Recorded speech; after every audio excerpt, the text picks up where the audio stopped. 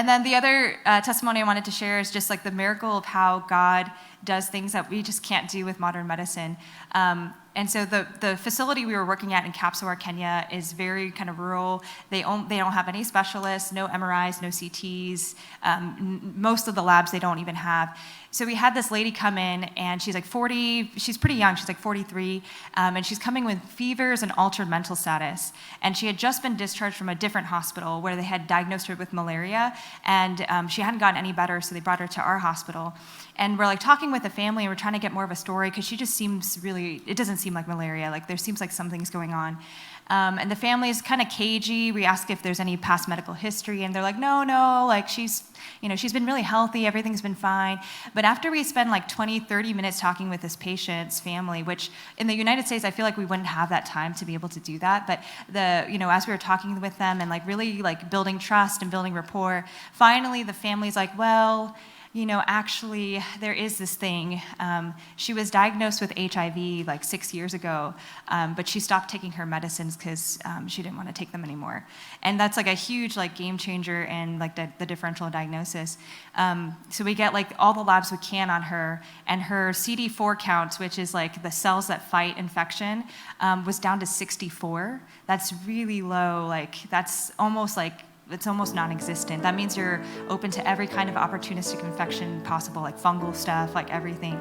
And on top of that, her kidney function had completely died. Like her creatinine was a 14. When you're up to levels of like 4 and above, that's when we put you on dialysis. And we had no dialysis capacity at the hospital. And she was like barely making any urine/peeing like blood. It was just like, and she's like super altered, and her daughters are by bedside and they're crying, and it's like really sad. And we're telling the family, like, hey, like I think we need to send her to a hospital that has more capacity to take care of her, because we don't have anything. We don't have dialysis. Like her kidneys aren't working, so all that toxins are building up in her blood. And the family in Kenya, unfortunately, if you can't pay for it yourself, if the family can't pay for it, you can't get care. And so the family could not build up enough funds to send her on an ambulance to the other hospital, so they couldn't send her.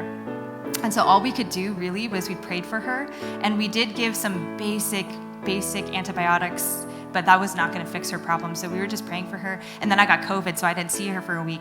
And I just assumed that she passed away because she was on death's door.